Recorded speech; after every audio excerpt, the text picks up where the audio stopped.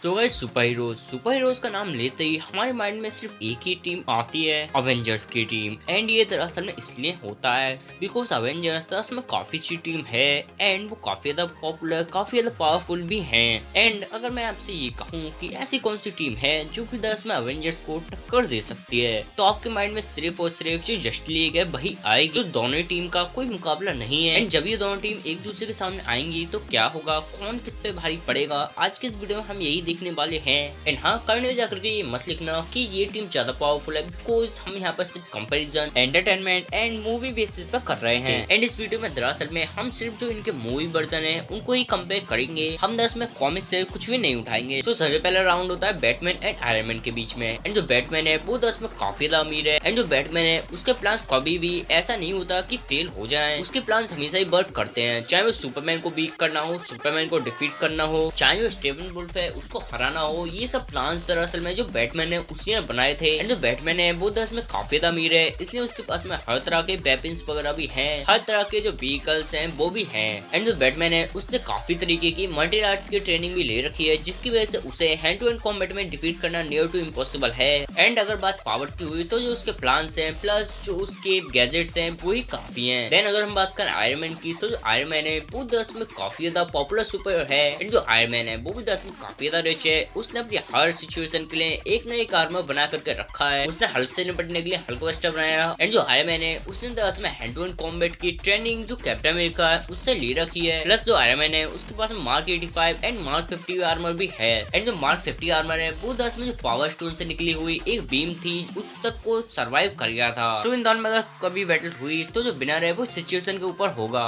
अगर ये fight DCU में होगी तो इस फाइट को इजीली जो बैटमैन है वो जीत जाएगा, अगर एमसीयू में हुई तो इजीली जो आयरन मैन है वो जीत जाएगा। देन सेकंड राउंड होता है वंडर वुमन एंड थॉर के बीच में। सबसे पहले अगर हम बात करें वंडर वुमन की, तो जो वंडर वुमन है वो 10 में ज्यूस की बेटी है एंड एमेजोनियंस में वो रही है, मतलब उसने बचपन से ही ट्रेनिंग करी है एंड इसलिए वो काफी ज्यादा अच्छी वॉरियर है। एंड उसके पास में less of throat, bracelet, sword and shield भी है। एंड उसने गॉड ऑफ वॉर एरिस को भी डिफीट किया है। एंड जो उसकी विल पावर है वो 10 में काफी ज्यादा हाई है एंड उसकी जो नॉलेज है वो भी 10 में काफी अच्छी है एंशिएंट चीजों को लेकर के। एंड उसकी एज 10 में 5000 इयर्स है एंड वो किसी भी ब्लड वगैरह को इजीली टच भी कर सकती है, यानी कि उसकी स्पीड 10 में काफी अच्छी है। प्लस उसकी स्ट्रेंथ एंड जो उसकी ड्यूरेबिलिटी है वो भी 10 में काफी ज्यादा हाई है। देन अगर हम बात करें थॉर की, तो थॉर गॉड ऑफ थंडर है एंड वो 10 में ओडिन का बेटा है। एंड जो थॉर है वो 10 में 13000 सालों से जिंदा है। एंड थॉर ने एक बार बोला था इतने साल का मैं हूँ नहीं जितने मैंने जो एनिमीज हैं अपने उनको डिफीट किया है अपनी इतनी एज में। प्लस वो बहुत ही पावरफुल है, मतलब वो काफी ज्यादा ड्यूरेबल प्लस काफी ज्यादा स्ट्रेंथ है। उसने दरअसल में अपने स्टॉर्मब्रेकर की मदद से 6 इन्फिनिटी गॉन्टलेट्स की पावर को रिफ्लेक्ट किया था एंड 6 इन्फिनिटी स्टोन्स की पावर को कट करते हुए जो थैनोस है उसके चेस्ट में घुसा दिया था। जो थैनोस है उसको नियर टू मार दिया था जब वो 6 इन्फिनिटी स्टोन्स को वेल्ट किए हुए था।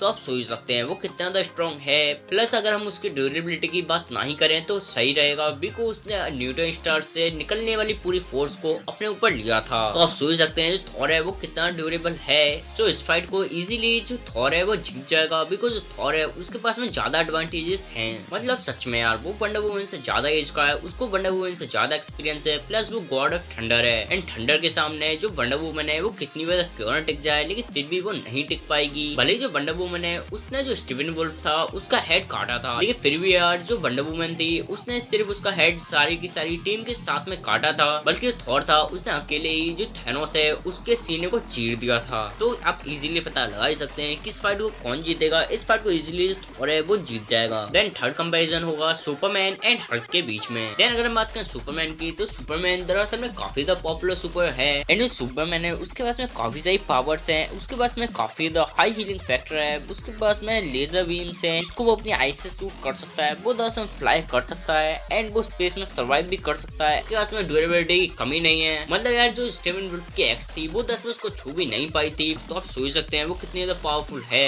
एंड सुपरमैन है उसको ये सब पावर मिलती है येलो सन से। एंड अगर हम बात करें उसकी वीकनेस की, तो उसकी ज्यादा बड़ी कोई वीकनेस नहीं है। क्रिप्टोनाइट एंड रेड सन उसकी ज्यादा बड़ी वीकनेस है। एंड इन सब पावर के साथ में जो सुपरमैन है उसने बहुत ही ज्यादा आसानी से जो अपने स्टीवन स्टेमिनल्फ है उसको डिफीट कर दिया था एंड नियर टू मार ही दिया था। देन अगर हम बात करें हल्क की, तो हल्क है वो 10 में एक ही पंच में उसने लिवायथन को गिरा दिया था। प्लस जो हल्क है वो 10 में जितना ज्यादा गुस्सा होगा उतना ज्यादा पावरफुल होगा। एंड जो हल्क है उसके पास में वुल्वरीन जैसा ही हीलिंग फैक्टर है जिसकी वजह से वो दोबारा रीजनरेट भी हो सकता है मरने के बाद भी। और यही बात है कि उसने 10 में एक पंच से काफी ज्यादा बड़े बड़े कैरेक्टर्स को डिफीट करा है कॉमिक में, लेकिन भले एमसीयू में उसको दिखाया नहीं गया है। लेकिन लास्ट टाइम उसने 10 में जो लिवायथन था उसको एक ही पंच में नॉकआउट कर दिया था। प्लस जो थॉर है उसको भी नियर टू डिफीट कर दिया था। वो तो थॉर की अंतरात्मा जाग गई थी तो वो दोबारा उठ गया था, वरना थॉर को उसने सुलाई दिया था। सो इन दोनों की अगर हम रहने ही दें तो ज्यादा अच्छा रहेगा, बिकॉज दोनों ही कैरेक्टर 10 में काफी ज्यादा पावरफुल है।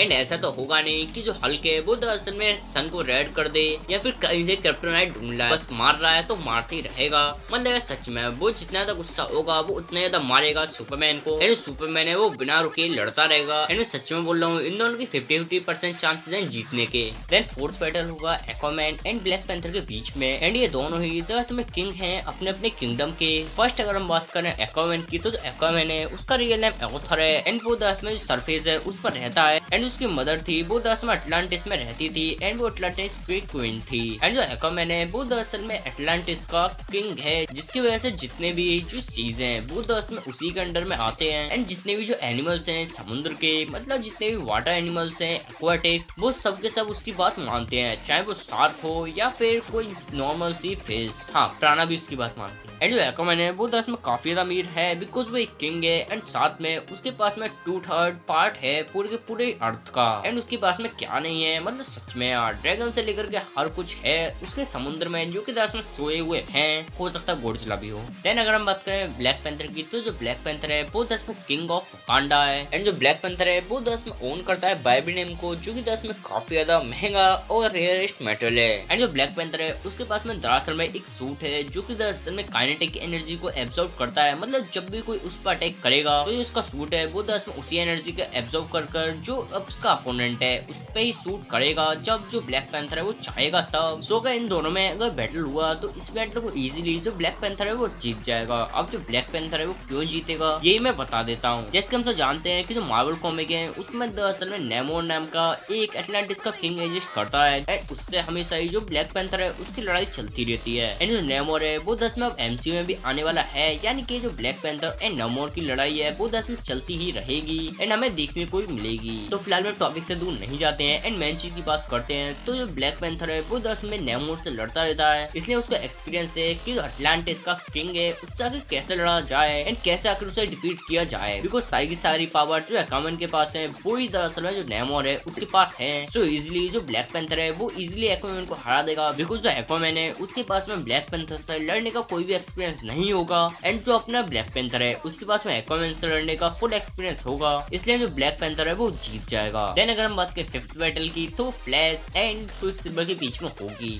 तो मैं नॉर्मली बोलूँ तो दोनों ही काफी ज्यादा स्पीड से भागते हैं। जो फ्लैश है वो 10 में कुछ गैजेट्स को यूज करता है काफी ज्यादा फास्ट भागने के लिए। एंड जो फ्लैश है वो 10 में लाइट की स्पीड को भी मैच कर जाता है एंड लाइट की स्पीड को ही पार करके वो 10 में टाइम टेबल भी कर जाता है। प्लस उसी की वजह से जितने भी फ्लैश पॉइंट्स हुए हैं, मतलब जितने भी रियलिटी बदली है अपने जो डीसू है उसकी, वो दरअसल में सिर्फ और सिर्फ फ्लैश की वजह से बदले हैं। बिकॉज जो फ्लैश है वो 10 में इतनी तेज भागता है कि वो 10 में रियलिटी को ऑल्टर कर देता है। देन अगर हम बात करें क्विकसिल्वर की, तो क्विकसिल्वर है वो 10 में काफी तेज दौड़ता है। वो 10 में साउंड की स्पीड से थोड़ा बहुत तेज दौड़ता है एंड वो 10 में अपनी स्पीड की मदद से टाइम टेबल वगैरह तो नहीं कर सकता, लेकिन फिर भी वो 10 में काफी तेज दौड़ता है। एंड इस फाइट को हम इजीली जानते हैं कि कौन जीतेगा। इस फाइट को इजीली जो फ्लैश है वो जीत जाएगा। भले जो फ्लैश है वो 10 में गैजेट्स का यूज करता है अपने आप को और तेज करने के लिए, लेकिन यार फिर भी जो क्विकसिल्वर है वो उसका कुछ भी नहीं बिगाड़ पाएगा फ्लैश का। एंड इन दोनों का दूर दूर तक कोई भी मैच नहीं है। सो इस फाइट को इजीली जो फ्लैश है वो जीत जाएगा। देन जो नेक्स्ट बैटल है वो 10 में साइबॉर्ग एंड विजन के बीच में होगी। एंड इन दोनों की जो बैटल होगी वो काफी ज्यादा कॉम्प्लेक्स होगी। जो साइबॉर्ग है वो 10 में मदरबोर्ड्स की वजह से बना था। मदरबोर्ड्स की वजह से जो उसकी बॉडी डिस्ट्रॉय हो गई थी वो 10 में रिपेयर करी थी उसके फादर ने, जिसकी वजह से वो क्रिएट हो गया था। एंड उसकी जो पूरी बॉडी है वो 10 में मैकेनिकल ही है एंड वो अपने हाथों की मदद से प्लस एक्स्ट्रा आर्म्स की मदद से कोई भी वेपन भी बना सकता है। एंड जो साइबॉर्ग है वो 10 में मदर बॉक्सेस की वजह से बना था, जिसकी वजह से वो अपने आप की पावर को इंक्रीज भी कर सकता है एंड उसके जो वेपन्स होते हैं वो काफी ज्यादा पावरफुल होते हैं। देन अगर हम बात करें विजन की, तो जो विजन है वो दरअसल में एक एंड्रॉइड है एंड जो विजन है वो दरअसल में एक रोबोट है जिसकी दरअसल में माइंड स्टोन लगा है हेड पर। एंड जो विजन है उसको Jarvis, Bruce Wayne, Tony Stark and Ultron का मिक्सअप माना जाता है, यानी कि चारों कॉन्शियसनेस उसके अंदर है। एंड जो विजन है वो अपने माइंड स्टोन की मदद से बीम शूट कर सकता है, प्लस वो किसी भी चीज के आर पार भी जा सकता है एंड वो अपनी मॉलिक्यूलर डायनेस्टी को काफी ज्यादा हाई या काफी ज्यादा लो भी कर सकता है। तो मैं बोलूँ तो इस फाइट को जो साइबोर्ग है वो जीत जाएगा, बिकॉज जैसे कि हम सब जानते हैं कि जो विजन है उसको दरअसल में एक बार हॉकाई ने भी ट्रिक किया था एंड जो इलेक्ट्रिसिटी एरो थे उसकी वजह से उसे थोड़ी देर के लिए अटका दिया था बीच में ही सिल्वर मूवी में जब वो वांडा को लेने आया था। जो साइबोर्ग है उसकी बॉडी फुल ऑन मैकेनिकल है, यानी कि वो दरअसल में जो भी शूट करेगा उसमें कहीं ना कहीं इलेक्ट्रिसिटी होगी, जो कि दरअसल में थोड़ा बहुत तो ट्रिक करेगी ही विजन को, जिसकी वजह से जो साइबोर्ग है वो इजीली जीत जाएगा। एंड जो मार्वल है वो दरअसल में 3 बार ऑफिशियली जीत चुका है एंड जो जस्ट लीग है वो दरअसल में 2 बार जीती है एंड एक बार तो जो आयरन मैन एंड बैटमैन है उनके बीच में बराबर रहा है। तो इस फाइट को इजीली जो मार्वल है वो जीत चुका है। तो आज का वीडियो यहीं तक। अगर आपको ये वीडियो पसंद आई हो तो इस वीडियो को लाइक से कर देना एंड आल्सो इस चैनल को सब्सक्राइब जरूर कर देना।